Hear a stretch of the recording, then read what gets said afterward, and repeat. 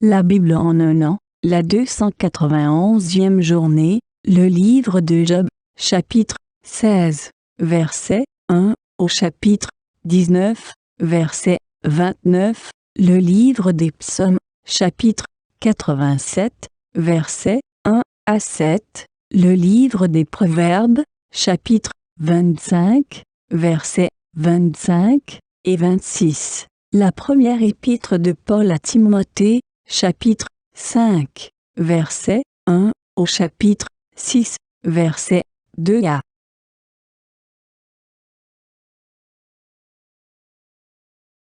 Le livre de Job, chapitre 16. Job prit la parole et dit: J'ai entendu beaucoup de propos semblables. Vous êtes tous des consolateurs pénibles. Quand finiront ces discours qui ne sont que du vent? Pourquoi cette irritation dans tes réponses? Moi aussi, je pourrais parler comme vous si vous étiez à ma place. J'alignerais les discours contre vous, je hocherais la tête sur vous, je vous fortifierais par mes paroles, le mouvement de mes lèvres vous apporterait du soulagement. Si je parle, ma souffrance n'est pas soulagée. Si je me tais, elle ne s'en ira pas loin de moi. Maintenant, hélas, il m'a épuisé. Tu as dévasté tous les miens. Tu m'as creusé des rides qui témoignent contre moi. Ma maigreur se dresse contre moi et m'accuse en face. Sa colère me déchire et s'attaque à moi. Il grince des dents contre moi. Mon adversaire me transperce de son regard. Ils ouvrent la bouche contre moi. Ils m'insultent et me frappent les joues. Ils s'attroupent contre moi. Dieu m'a livré au pouvoir d'un gamin. Il me jette entre les mains des méchants. J'étais tranquille et il m'a secoué. Il m'a attrapé par la nuque et m'a brisé. Il m'a redressé et me prend pour cible. Ses flèches m'environnent et me transpercent les reins sans aucune pitié. Il verse ma bile par terre. Il fait en moi brèche sur brèche. Il se précipite sur moi comme un guerrier. J'ai cousu un sac sur ma peau. J'ai traîné ma fierté dans la poussière. Mon visage est enflammé à force de pleurer. L'ombre de la mort est sur mes paupières. Pourtant, je n'ai commis aucune violence et ma prière a toujours été pure. Terre, ne couvre pas mon sang, que mon cri ne reste pas cantonné à un endroit. Déjà maintenant, mon témoin est dans le ciel, mon défenseur est dans les lieux élevés. Mes amis se moquent de moi. C'est Dieu que j'implore avec larmes. Puisse-t-il être l'arbitre entre l'homme et Dieu, entre l'être humain et son ami? En effet, encore quelques années seulement, et je m'en irai par un sentier d'où je ne reviendrai pas. Le livre de Job, chapitre 17. Mon souffle se perd, mes jours s'éteignent, la tombe m'attend. Je suis environné de moqueurs, je connais l'insomnie à cause de leurs insultes. Sois donc mon garant auprès de toi-même. Qui d'autre s'engagerait pour moi? En effet, tu as fermé leur cœur au bon sens. C'est pourquoi tu ne les laisseras pas triompher. On invite des amis au partage du butin alors que l'on a des enfants dont les yeux sont épuisés. Il a fait de moi un sujet de proverbe pour les peuples. Je suis devenu celui sur le visage duquel on crache. Ma vue est affaiblie par l'exaspération. Tous mes membres sont pareils à une ombre. Les hommes droits en sont stupéfaits et l'innocent se dresse contre l'impie. Le juste, néanmoins, persévère dans sa voie. Celui qui a les mains pures se fortifie de plus en plus. Quant à vous tous, vous pouvez répéter les mêmes discours. Je ne trouverai pas un sage parmi vous. Comment? Mes jours sont passés, mes projets sont anéantis. Ces projets qui remplissaient mon cœur, et ils prétendent que la nuit, c'est le jour, que la lumière est proche quand les ténèbres sont là. Qu'ai-je à espérer? Le séjour des morts sera mon domicile. C'est dans les ténèbres que je prépare mon lit. Je crie à la tombe, « Tu es mon père !» Et au ver, « Vous êtes ma mère et ma sœur !» Qu'ai-je donc à espérer? Mon espérance, qui peut l'entrevoir? Elle descendra vers les portes du séjour des morts quand nous serons étendus, ensemble, dans la poussière. Le livre de Job, chapitre 18. Bildad de Shuach prit la parole et dit: Quand mettrez-vous un terme à ces discours? Faites preuve de discernement, puis nous parlerons. Pourquoi serions-nous considérés comme des bêtes? Pourquoi ne serions-nous, à vos yeux, que des brutes? Toi qui t'épuises dans ta colère, faudrait-il, à cause de toi, que la terre soit vidée de ses habitants? Faudrait-il que le rocher bouge de son emplacement? Oui, la lumière du méchant s'éteindra, et la flamme qui en jaillit cessera de briller. La lumière s'obscurcira sous sa tente, et sa lampe au-dessus de lui s'éteindra. Ses pas, si assurés soient-ils, se feront petits, et ses propres plans le feront trébucher. En effet, il a été pris, les pieds dans un filet, il marche sur les mailles, il est pris au piège par le talon et les lacets se resserrent sur lui. Le cordage qui le prend au piège est caché dans la terre et la trappe l'attend sur son sentier.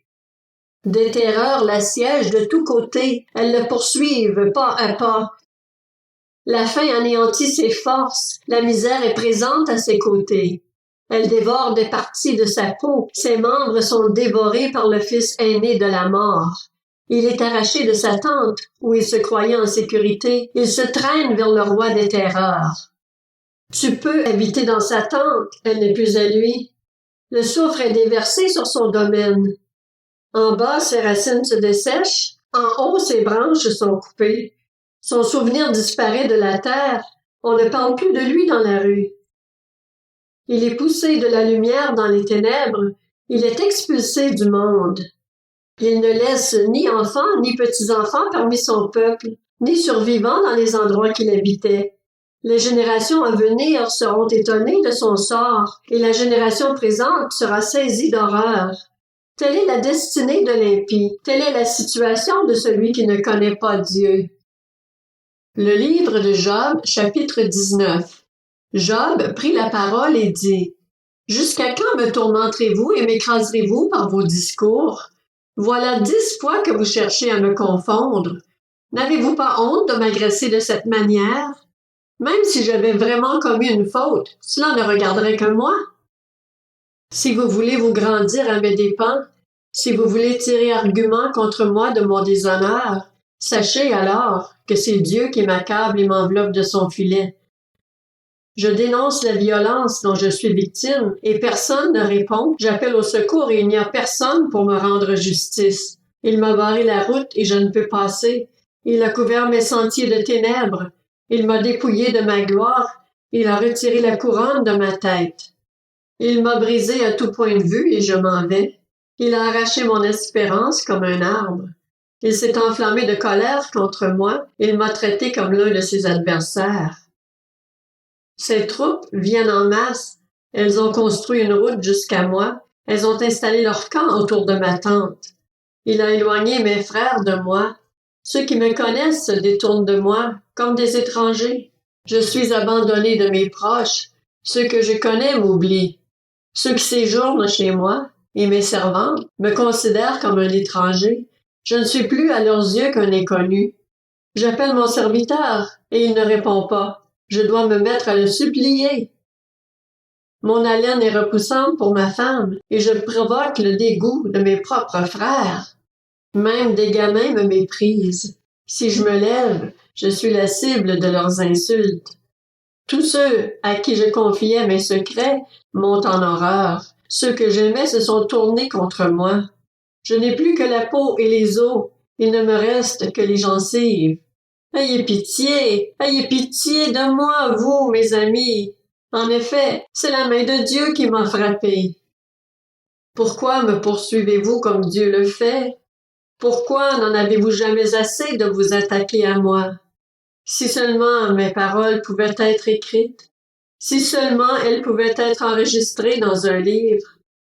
Je voudrais qu'elles soient pour toujours gravées dans le roc, avec un burin de fer et avec du plomb.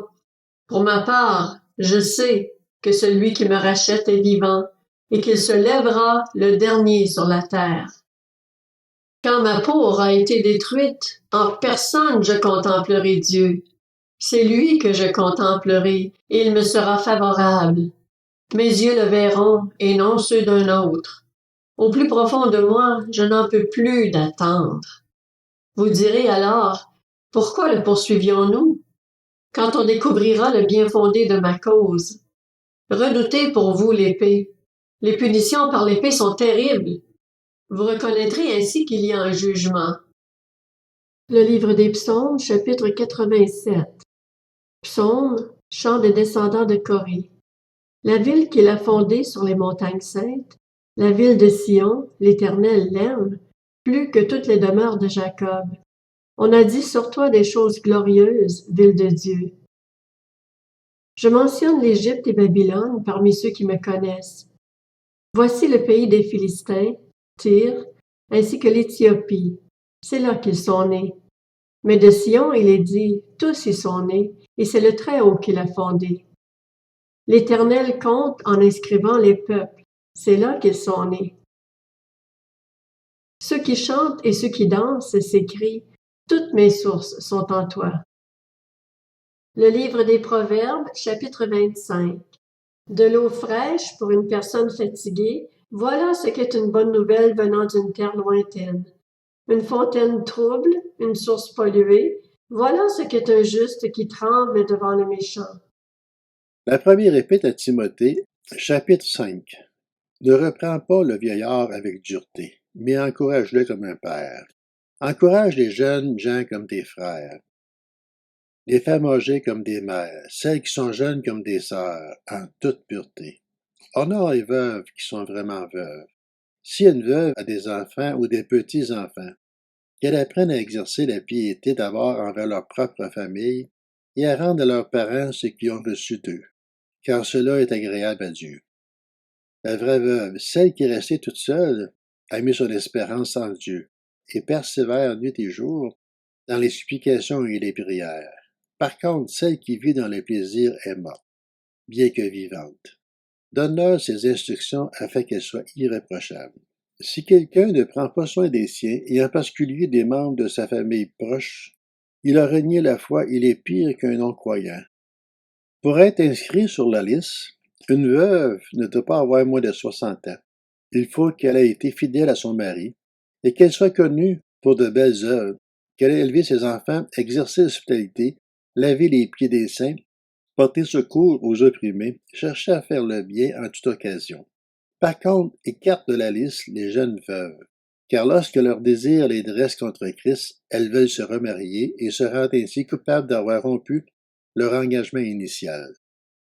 De plus, étant désœuvrées, elles prennent l'habitude d'aller de maison en maison, et non contentes d'être désœuvrées, elles se montrent encore bavardes et indiscrets en parlant de ce qu'il ne faut pas. Je veux donc que les jeunes veuves se marient, qu'elles aient des enfants, qu'elles dirigent leur maison, qu'elles ne donnent pas à l'adversaire aucune occasion de dire du mal de nous.